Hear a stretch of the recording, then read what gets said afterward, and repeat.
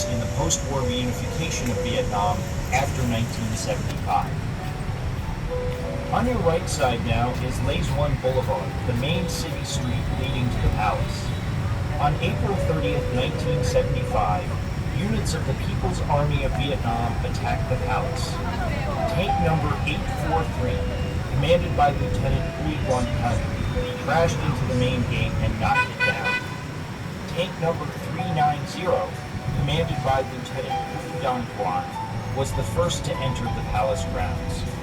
If you look to your left at the front of the palace, you can see the flagpole where Lieutenant Thanh lowered the flag of the South Vietnamese government and hoisted the flag of the Southern Provisional Revolutionary Government, thus marking the end of the Vietnam War.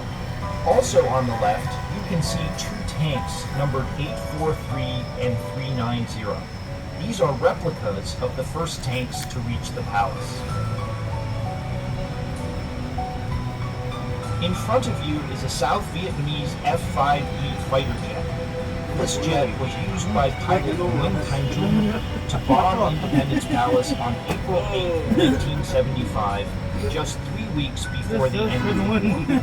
If you look to your right, you will see a small octagon-shaped structure that dates back to the French colonial period.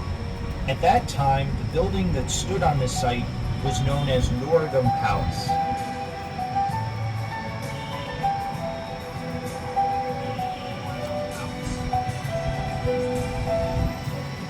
You are traveling through a garden that covers 12 hectares in the center of Ho Chi Minh City. Many of the trees you see here are more than 100 years old, and the plants and flowers on the grounds have been collected from various regions across Vietnam. In 1868, French colonial officials chose this location for the new palace of the Governor-General of Cochin China. The name of the building they constructed here was Norodom Palace.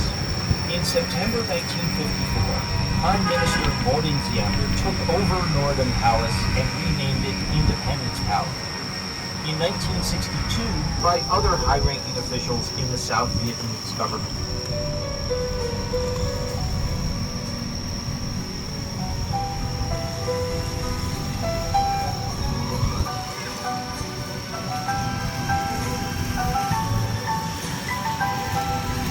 At the left wing of the palace, you can see how the architect used carved dragon heads to provide visual connections between the windows on adjacent floors, designed to allow light and air to pass through to the second floor hallway.